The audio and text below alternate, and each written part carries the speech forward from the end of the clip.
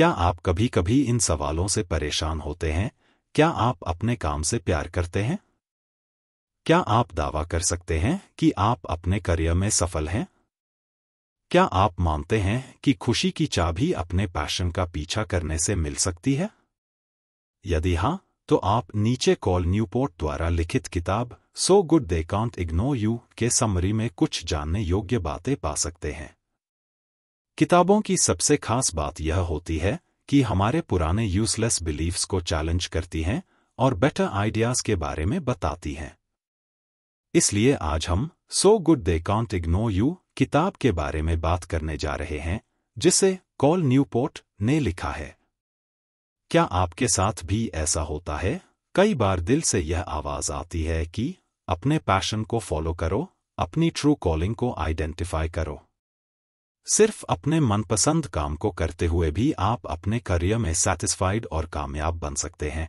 लेखक इसे passion hypothesis कहते हैं, जिसका मतलब है पहले अपने जीवन का पैशन ढूंढो, फिर ऐसी जॉब या काम शुरू करो जो आपके पैशन से मैच करता हो।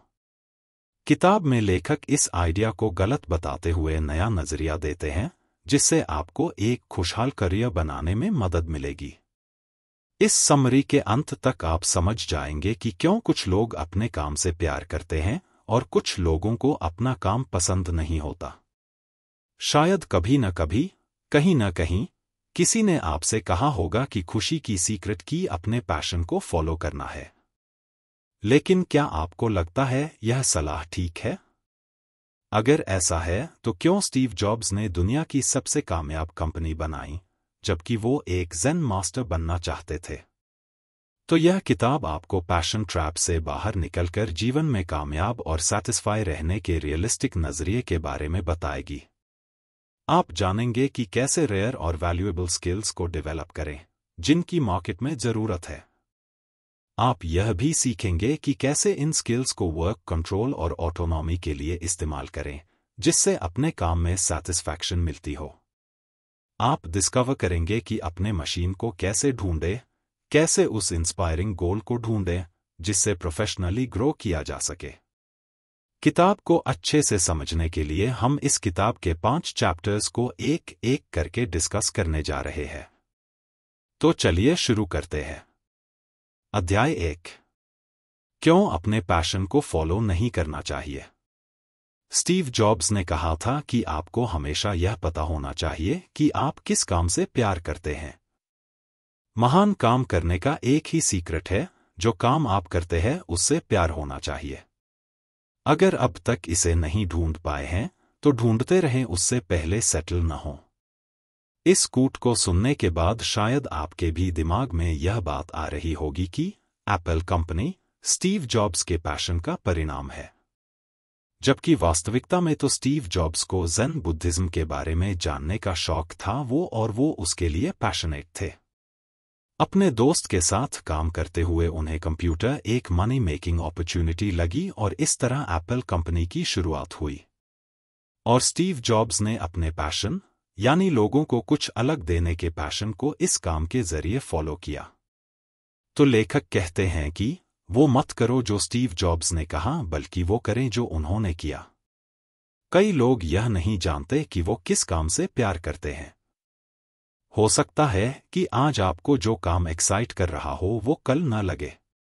इसलिए पहले यह सोचें कि दुनिया को क्या जरूरत है और उन्हें वो ऑफर करें। यह उम्मीद न लगाएं कि दुनिया आपको आपके पैशन का काम देगी। आइए इसके बारे में थोड़ा डिटेल में जानते हैं। एक रिसर्च में बहुत सारे स्टूडेंट्स से उनके पैशंस के बारे में पूछा गया। उनमें से बहुत सारे छात्र सिंगिंग, रीडिंग, डांस और हॉकी खेलने के लिए पैशनेट थे। वास्तविक में देखा जाए तो ये सब हॉबी स्टाइल पैशंस हैं, जो करियर चुनने में उनकी मदद नहीं कर सकते। क्या आपको लगता है कि हर कोई जो सिंगिंग के लिए पैशनेट है, वो अच्छा और कामयाब सिंगर बन सकता है? नहीं ना। ऐसे में इस तरह के पैशन में करियर बनाना रेयर है। इसलिए आपको एक रेलेवेंट पैशन फॉलो करने की जरूरत है। पैशन हाइपोथेसिस, लाइफ कोच और लेखक लोगों को यह सलाह देते हैं कि वो करो जो तुम्हें पसंद है। इसके लिए जरूरी यह है कि पहले अपने पैशन को ढूंढें और फिर मीनिंगफुल काम आपके सामने अपने आप अपीयर हो जाएगा। लेकिन क्या पैशन सही रास्ता है? सबसे पहले ट्रू पैशन एक्सपर्टीज से जुड़ा हुआ है, जो कि कुछ ही लोग डेवलप करते हैं। आइए पहले बताई गई स्टडी को डिटेल में समझते हैं। यह स्टडी 2002 में 100 स्टूडेंट्स के साथ की गई थी, जिसमें से 84 स्टूडेंट्स ने डांसिंग, रीडिंग और सिंगिंग जैसी एक्टिविटीज को अपना पैशन चुना, जबकि सिर्फ 16 स्टूडेंट्स से उस काम को, जैसे कंप्यूटर प्रोग्रामिंग को करना चुना, जो डायरेक्टली शिक्षा और करियर से जुड़ा था। वो काम ढूंढना जिसे करने के लिए आप पैदा हुए हैं, सेल्फ डाउट और सिर्फ उम्मीद करते रह जाने वाला आइडिया हो सकता है। आइए इसे थॉमस के उदाहरण से समझते हैं। थॉमस एक आईटी कंपनी में जॉब करते थे।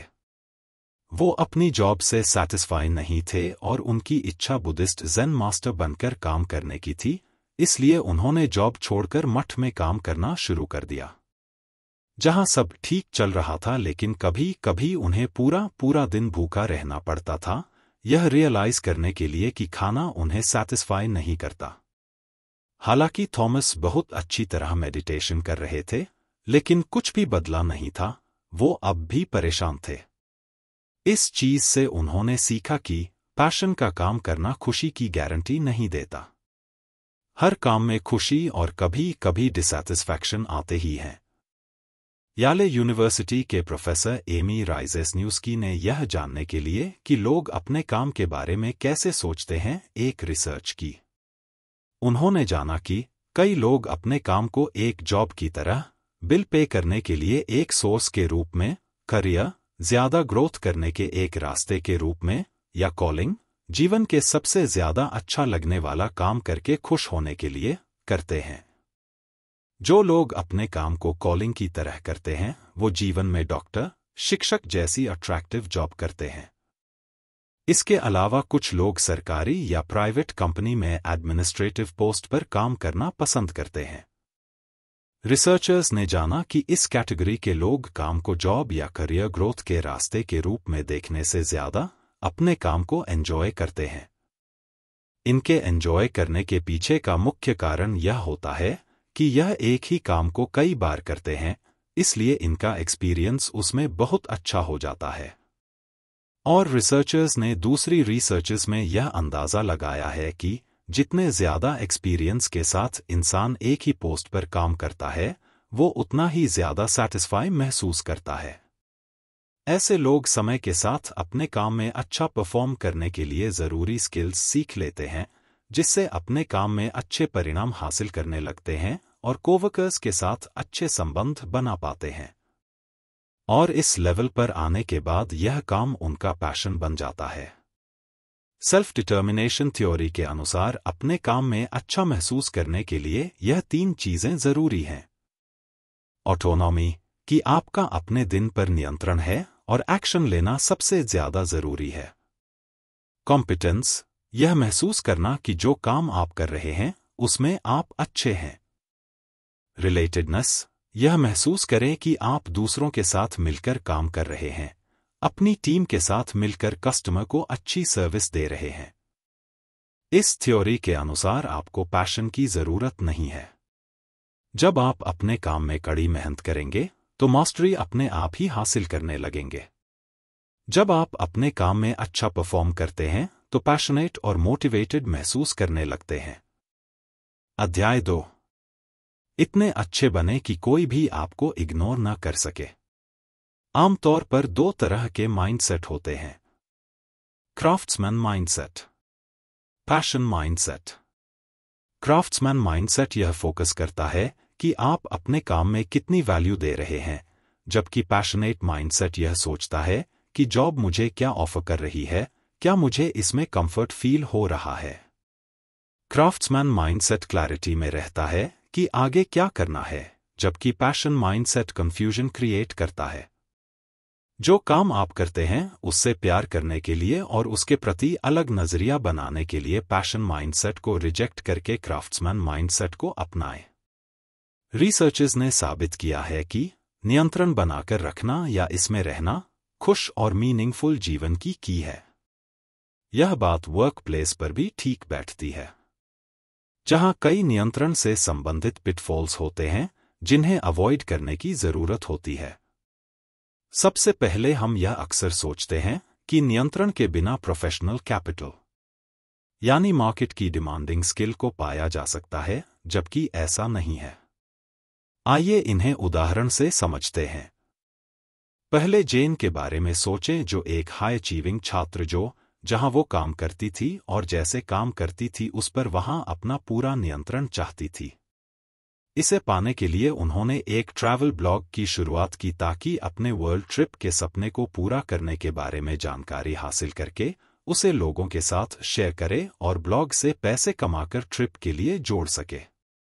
लेकिन जेन का ब्लॉग फेल हो गया क्योंकि उनके पास ब्लॉगिंग के बारे में प्रोफेशनल कैपिटल या जरूरी स्किल्स नहीं थी। यहां तक कि उन्होंने यह भी प्लान नहीं बनाया था कि अपने ब्लॉग की तरफ रीडर्स को कैसे अट्रैक्ट करना है और उसे मोनेटाइज कैसे करना है। दूसरा उदाहरण है रायन के बारे में सोचे, जो अपने काम पर नियंत्रण पाने के लिए अपना खुद का एक फार्मिंग प्रोडक्ट का बिजनेस शुरू करना चाहते थे। हालांकि उन्हें खेती के बारे में कोई एकेडमिक जानकारी नहीं थी, इसलिए बिजनेस शुरू करने से पहले उन्होंने फार्मिंग, फसल, उन्हें बेचने और प्रॉफिट कमाने के बारे में जरूरी प्रोफेशनल कैपिटल हासिल की और फिर अपने बिजनेस की शुरुआत की। इस प्रोफेशनल कैपिटल ने उनके रेड फायर फार्म के बिजनेस को फायदेमंद बना दिया। क्राफ्ट्समैन माइंडसेट हर प्रोफेशन में फायदेमंद होता है क्योंकि यह आपको प्रोफेशनल स्किल्स सीखने और उनमें मास्टर बनने के लिए मोटिवेट करता है, ताकि आप पर्पसफुल एक्टिविटीज को प्रैक्टिस करके इन स्किल्स को डेवलप करें। यह अच्छी चीज है क्योंकि रेयर और यूनिक स्किल्स वाले लोगों की डिमांड ज्यादा होती है और ऐसे एम्प्लॉय अपने काम में नियंत्रण के साथ क्रिएटिव काम कर पाते हैं। इस तरह से काम को करने के लिए सप्लाई और डिमांड मार्केट में अगर आप वैल्यूएबल और रेयर बनना चाहते हैं तो आपको रेयर, यूनिक और वैल्यूएबल स्किल्स डेवलप करने की जरूरत है। यह स्किल ही करियर कैपिटल कहलाती हैं। यह ऐसी स्किल्स हैं जो दूसरे से आपको अलग बनाती हैं। प्रोफेशनल कैपिटल की इंपॉर्टेंस को समझने के लिए आइए लॉरा का एग्जाम्पल लेते हैं। लॉरा पहले एक अकाउंटेंट थी। उन्होंने एक योगा सेंटर खोलने का रिस्क लिया। कुछ महीनों तक उनका सेंटर अच्छी तरह चला, लेकिन उसके बाद नुकसान होने लगा। लॉरा को अकाउंटिंग फील्ड का अच्छा एक्सपीरियंस था, लेकिन योगा के बारे में कैपिटल एक्सपीरियंस नहीं था, इसलिए वो उस सेंटर में आने वाले चैलेंजेस को हैंडल नहीं कर पाई और अंत में घाटे में योगा सेंटर बंद करना पड़ा। तो आप कैसे करियर कैपिटल रिस्क डेवलप कर सकते हैं ताकि लॉरा जैसी गलती करने से बच सके? इसके लिए आप क्राफ्ट्समैन माइंडसेट के साथ आगे बढ़े। यह आपको अपने काम को बेहतर करने के लिए मोटिवेट करता है। इसे एलेक्स की कहानी से अच्छी तरह समझा जा सकता है। एलेक्स एक टीवी राइटर थे। रोज की तरह वो अपनी जॉब को कर रहे थे। उन्हें लगा कि ड्रामा के लिए राइटिंग करना उनका पैशन है। ऐसे में उन्होंने क्राफ्ट्समैन माइंडसेट के साथ सोचा, सीधे जॉब छोड़कर ड्रामा राइटिंग शुरू करने की बजाय उन्होंने अपनी जॉब के साथ में बचे हुए समय में ड्रामा राइटर बनने के लिए पहले अपने करियर कैपिटल को डेवलप करने का फैसला किया। उन्होंने ड्रामा के कुछ डेमो स्क्रिप्ट अरेंज किए। उनसे आइडिया लेकर अपनी स्क्रिप्ट लिखना शुरू कर दिया। वो स्क्रिप्ट लिखते और अपने कॉलोग्स से उसका फीडबैक देने को कहते, और अगले कुछ महीनों तक ऐसा करते रहे। इस तरह महीनों की लगातार प्रैक्टिस के बाद वो ड्रामा राइटिंग में अच्छा परफॉर्म करने लगे। यानी उन्होंने अपनी करियर कैपिटल बना ली। इम्पैक्ट एक जरूरी फैक्टर में से एक है।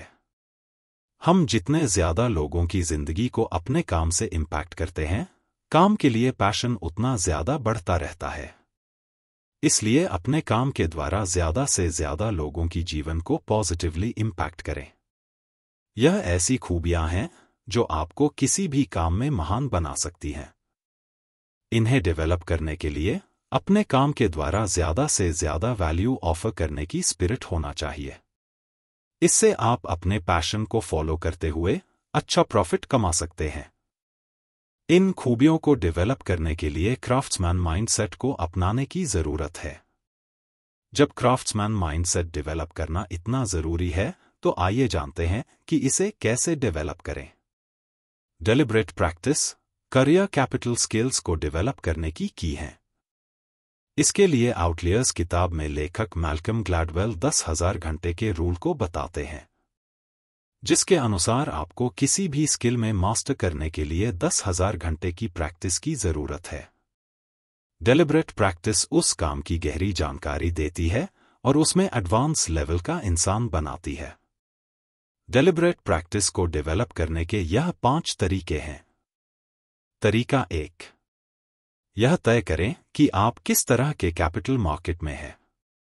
2 तरह की कैपिटल मार्केट होती है, विनर टेक ऑल, ऑक्शन।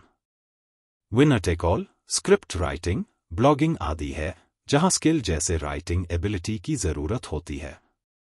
यहां डिमांड कम होती है और सप्लाई ज्यादा, इसलिए एक ही पोस्ट के लिए कई लोग आपस में कम्पीट करते हैं। जबकि ऑक्शन में इंसान मार्केट की डिमांड को देखते हुए उसके अनुसार सप्लाई करता है। उदाहरण के लिए गूगल ने लोगों की जरूरत को समझते हुए यूट्यूब कंपनी को एक्वायर किया और सबके लिए फ्री वीडियो अपलोड प्लेटफॉर्म बना दिया। इससे लोगों को वैल्यू मिलने लगी और गूगल प्रॉफिट कमाने लगा। तरीका 2, अपने कैपिटल टाइप का पता लगाएं। अपनी मार्केट को आइडेंटिफाई करने के बाद इंश्योर करें कि डिमांड को पूरा करने के लिए किन स्किल्स की जरूरत है। तरीका 3, अपने गुड गोल को परिभाषित करें। अपने गुड गोल के बारे में क्लियर रहें। राइटर के लिए उसका गुड गोल राइटिंग क्वालिटी को अच्छा बनाने के लिए सीरियसली काम करना हो सकता है। तरीका 4, स्ट्रेच करें और ग्रो करें। अपनी चुनी हुई स्किल को तय करने के बाद उसके लिए डेलिब्रेट प्रैक्टिस करना शुरू कर दें। ऐसा करने से आप अपने कंफर्ट जोन से बाहर निकलकर उस काम के बारे में नए पहलुओं को जानेंगे। कुछ समय की प्रैक्टिस के बाद शायद लग सकता है कि मैं अच्छा कर रहा हूं। ऐसे में फीडबैक जरूर लेते रहें ताकि अपनी ग्रोथ की एक्चुअल जानकारी मिलती रहे। तरीका 5, धैर्य रखें। धैर्य रखें कि स्किल को एक्वायर करना एक दिन का काम नहीं है। इसके लिए लगातार कई महीनों की कंसिस्टेंट मेहनत की जरूरत है। इसलिए अपने काम में एक्सीलेंट बनने तक धैर्य बनाए रखें। जो लोग पैशन माइंडसेट के होते हैं वो इस तरह के सवाल का जवाब ढूंढने में लगे रहते हैं, मैं सच में क्या चाहता हूं। इसका मतलब वो हमेशा बैक ऑफ द माइंड यह सोचते हैं कि क्या जो काम मैं कर रहा हूं वो ठीक है। वो यह मानते हैं कि उनके काम को उन्हें खुश और सैटिस्फाई महसूस करवाना चाहिए और अक्सर उन चीजों पर ध्यान देते हैं जो अपने काम में पसंद नहीं करते। इसका परिणाम यह होता है कि उनका सैटिस्फैक्शन लेवल कम होने लगता है।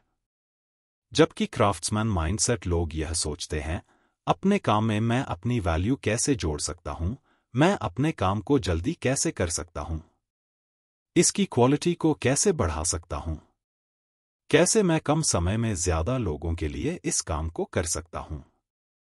इस माइंडसेट के लोगों का यह मानना है कि इससे फर्क नहीं पड़ता किस इंडस्ट्री में काम कर रहे हैं, कामयाबी हमेशा क्वालिटी में छुपी होती है। जैसा कि कॉमेडियन स्टीव मार्टिन ने एक बार कहा था, इतने अच्छे बनो कि कोई भी तुम्हें इग्नोर न कर सके। ये सोचने की बजाय कि यह काम क्या सच में मेरे पैशन से जुड़ा है या नहीं, उस काम की क्वालिटी को बेहतर बनाने पर फोकस करें जो आप अभी कर रहे हैं। जब आप क्राफ्ट्समैन माइंडसेट को अपना लेते हैं तो अपने काम की क्वालिटी में जरूरी इंप्रूवमेंट्स करने के लिए हेजिटेट नहीं होंगे और क्वालिटी को बेहतर करने के लिए डेलिब्रेट प्रैक्टिस करें। उदाहरण के लिए, एक चेस प्लेयर मास्टर बनने के लिए कम से कम 10,000 घंटे प्रैक्टिस और स्टडी करने में बिताता है। एक बार जब उस मास्टरी लेवल पर पहुंच जाता है तो उस टॉप लेवल के अनुसार क्वालिटी को बेहतर बनाने के लिए प्रैक्टिस करता रहता है और सीखता रहता है। इसका मतलब है अब वो पहले की तरह सिर्फ मेहनत करने की बजाय स्ट्रैटेजी और सीरियस रिसर्च पर अपना समय लगता है। इसे लेखक डेलिब्रेट प्रैक्टिस कहते हैं। इस तरह चेस एकेडमी में सिर्फ आगे बढ़कर जीतने के तरीके नहीं सिखाए जाते, बल्कि सामने वाले के दिमाग यानी मार्केट को समझना भी सिखाया जाता है। ऐसा इसलिए क्योंकि सिर्फ चेस खेलना एक प्लेयर को उसके कंफर्ट जोन से बाहर नहीं निकाल सकता, क्योंकि अपोनेंट कभी भी कोई भी चाल चल सकता है। इसलिए स्किल्स के साथ साथ आने वाले चैलेंजेस को ओवरकम करने का तरीका जानना जरूरी हो जाता है। हालांकि डेलिब्रेट प्रैक्टिस अक्सर हार्ड और अनकंफर्टेबल होती है, लेकिन आपको इसे इग्नोर नहीं करना चाहिए, क्योंकि जब आप इसे अप्लाई करेंगे तभी ट्रू सेल्फ कंट्रोल को हासिल कर सकते हैं। तो क्राफ्ट्समैन माइंडसेट को अपनाएं, कड़ी मेहनत करें और अपने कंफर्ट जोन से बाहर निकलें। अध्याय 3। अब यह समझते हैं कि नियंत्रण क्यों जरूरी है। स्किल सीखकर सही मार्केट में देने के बाद उसे नियंत्रण करने की जरूरत है। कंट्रोल क्वालिटी के द्वारा आप मीनिंगफुल जीवन को बना सकते हैं। ड्राइव किताब में बताई हुई एक स्टडी के अनुसार जो बिजनेस अपने एम्प्लॉय को नियंत्रण करने की परमिशन देते हैं, वो उनकी तुलना में तेजी से ग्रो होते हैं जो ऐसा नहीं करने देते। लेकिन आमतौर पर दो तरह के ट्रैप्स होते हैं जिनमें लोग कंट्रोल देते हुए फंस जाते हैं। पहला कंट्रोल ट्रैप है पर्याप्त करियर कैपिटल के बिना ज्यादा नियंत्रण देना खतरनाक हो सकता है।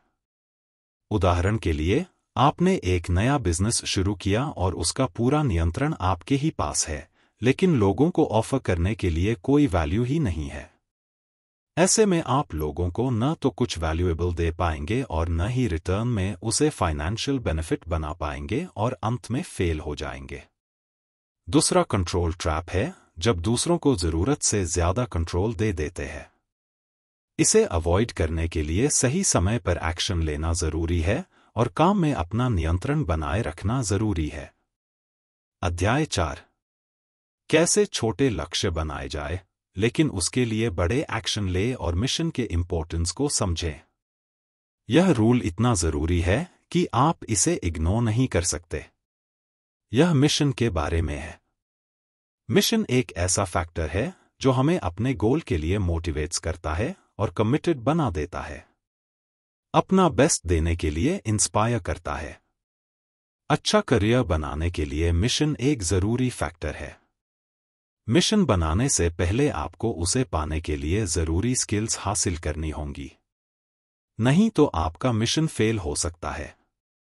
इसके लिए छोटे छोटे स्टेप्स लेकर आप अपनी काबिलियत के बारे में अवेयर हो सकते हैं और उसे ग्रो कर सकते हैं। अगर आपके पास करने के लिए कोई टास्क है तो आप ज्यादा मोटिवेटेड महसूस करेंगे। वो लोग जिनके पास अपने काम में यूजफुल और मीनिंगफुल पर्पस होता है, वो अपने काम से ज्यादा सैटिस्फाई रहते हैं और अपने काम को अच्छी तरह से हैंडल करते हैं, चाहे स्ट्रेस कंडीशन ही क्यों न हो। उदाहरण के लिए पारदर्श सबेती एक हार्वर्ड यूनिवर्सिटी बायोलॉजिस्ट थी। उन्हें मॉडर्न कंप्यूटर टेक्नोलॉजी के इस्तेमाल से पुरानी बीमारियों का इलाज ढूंढने का काम दिया गया। हालांकि वो एक ऐसी फील्ड में काम कर रही थीं जिससे माइंड प्रेशर बढ़ने के चांसेस बढ़ जाते हैं, लेकिन काम के मीनिंगफुल पर्पस ने उन्हें अपने काम को एंजॉय करने का मौका दिया और उससे जुड़ी दूसरी भी क्रिएटिव एक्टिविटीज करने की एनर्जी दी। लेकिन आपको एक यूजफुल करियर मिशन कहाँ मिल सकता है? वो तब मिल सकता है जब आप जितना हो सके अपने करीब रहें। सबसे करीब जगह वह जगह होती है जिसमें वे सभी खोज शामिल हैं जो मैनिफेस्ट होने का इंतजार कर रही हैं। ऐसे आइडियाज और रिसर्च जो लोगों के लिए जरूरी हैं, लेकिन अभी उनके बारे में कोई भी नहीं सोच रहा है। उनकी खोज करके की भी आज की सोच, मान्यताओं और टेक्नोलॉजी की सीमाओं से पार जा सकते हैं। साइंटिफिक ब्रेकथ्रूस अक्सर लगातार मिलते हैं और एक ही समय पर कई अलग अलग रिसर्चर्स एक साथ उसकी खोज करते हैं। उदाहरण के लिए, 4 रिसर्चर्स ने 1611 में फ्रीली सनस्पॉट की खोज की और कुछ ही सालों के अंदर दुनिया के दूसरे हिस्सों में अलग अलग लोगों ने 2 बार ऑक्सीजन की खोज की। अच्छे करियर मिशन इस तरह के क्रिएटिव कामों में है। किसी भी फील्ड में आपको अपना मिशन ढूंढने के लिए टॉप पर होना चाहिए। तो सवाल यह है कि आप वहां तक कैसे पहुंचेंगे? स्किल्स डेवलप करने के लिए कुछ इंपॉर्टेंट फील्ड्स को चुनकर और फिर उन स्किल्स की प्रैक्टिस करने के लिए क्राफ्ट्समैन माइंडसेट को अपनाकर। अगर आपके इंटरेस्ट्स बिखरे हुए हैं तो आप सिर्फ ऊपरी रूप से सफलता पाएंगे, टॉप पर नहीं पहुंचेंगे। टॉप पर पहुंचने के लिए गहरी जानकारी और प्रैक्टिस की जरूरत होती है। लेकिन ध्यान रखें कि मिशन कभी कभी ही एक अच्छा स्टार्टिंग पॉइंट होता है। किसी खोज को करने के बारे में बहुत ज्यादा चिंता न करें, यह आमतौर पर रेयर और वैल्यूएबल स्किल्स को डेवलप करने से हो जाती है। इसलिए अपने जीवन में मिशन या पैशन और लक्ष्य को ढूंढने के लिए उससे जुड़ी जरूरी स्किल्स डेवलप करने के माइंडसेट को अपनाएं ताकि पैशन को फॉलो करने के काबिल बन सकें। अध्याय 5। कामयाबी के लिए सबसे जरूरी अपने काम में सबसे अच्छा और भीड़ से अलग बनना है। अपनी फील्ड में टॉप पर पहुंचने के लिए सबसे पहला कदम यह है कि आपके पास करियर कैपिटल यानी स्किल होनी चाहिए और जहां आप पहुंचना चाहते हैं वहां तक पहुंचने के लिए मिशन ढूंढना होगा। लेकिन जब आप मिशन ढूंढ लेते हैं तो यह सवाल दिमाग में जरूर आता होगा कि अपना मिशन पूरा कैसे करना है। आइए इसे समझते हैं। क्या आपने पुरानी कहावत सुनी है, the Rome empire was not built in a day? यानी कि रोम एम्पायर एक दिन में नहीं बना था। ऐसा ही करियर के साथ भी है। छोटे प्रोजेक्ट्स के साथ आगे बढ़े। करियर मिशन को पूरा करने के लिए शुरुआत में ही बड़े कामों के साथ अपने मिशन को जल्दी से पूरा करने के बजाय छोटे छोटे प्रोजेक्ट्स के साथ आगे बढ़े। ऐसे प्रोजेक्ट्स के साथ आगे बढ़े जिन्हें एक बार में या कम से कम समय में पूरा किया जा सकता है। छोटे छोटे गोल्स बनाएं जिन पर कुछ दिनों या महीनों की मेहनत से मनचाहे परिणाम मिल जाए, ताकि आपको अंदाजा मिल सके कि उस काम में आगे चलकर कैसे सफल हो सकते हैं। अपने लेवल को बढ़ाने के लिए छोटे लेकिन इफेक्टिव स्टेप को पूरा करने की कोशिश करें और अगर आप असफल हों तो उनसे सीखें और सुधार करते हुए आगे बढ़ें। अंत में मिशन को सफल बनाने के लिए फाइनल लक्ष्य पूरी तरह से क्लियर होना चाहिए। इसका मतलब है टीम के सभी लोगों को मिशन का फाइनल लक्ष्य पता होना चाहिए और उनमें लक्ष्य को पूरा करने की मजबूत इच्छा शक्ति होनी चाहिए। आइए जाइल्स के उदाहरण से इसे समझते हैं। जाइल्स एक कंप्यूटर प्रोग्रामर थे जो एक open source artificial intelligence program बनाना चाहते थे ताकि लोग उस पर आसानी से कोडिंग लिखकर प्रैक्टिस कर सकें। यह प्रोजेक्ट वैल्यूएबल और अट्रैक्टिव था, इसलिए इसे बनाने के बाद उन्होंने लोगों को इसके बारे में ज्यादा से ज्यादा बताया। नए नए स्टेजेस पर जाकर वो इसके बारे में बात करते ताकि जो इसमें इंटरेस्ट रखने वाले लोग हैं उन्हें कोडिंग करने के लिए एक प्लेटफॉर्म मिल सके। इस तरह वो पहले काबिल बने और फिर उसके बारे में लोगों को बताया। ऐसा करने से इंटरेस्टेड लोगों ने प्लेटफॉर्म को इस्तेमाल करना शुरू कर दिया। तो अब आप जान चुके हैं कि कैसे क्राफ्ट्समैन माइंडसेट को अपनाकर आप इतने अच्छे बन सकते हैं कि कोई भी आपको इग्नोर नहीं कर सकता। काबिल बने, अपने मिशन को ढूंढें, उसे पाने के लिए जरूरी स्टेप्स का पालन करें और भीड़ से अलग पहचान बनाएं। तो दोस्तों, आपने ऐसा बनने का तरीका जाना जिससे कोई भी आपको इग्नोर नहीं कर सकता। आइए अब सीखे हुए लेसन्स को एक बार दोहरा लेते हैं। ऐसी जॉब ढूंढने की बजाय जो आपके पैशन से मैच करती हो, उस काम को प्यार करना सीखें जिसे आप करते हैं। ऐसा करने का पहला स्टेप है डेलिब्रेट प्रैक्टिस के जरिए प्रोफेशनल कैपिटल को डेवलप करें।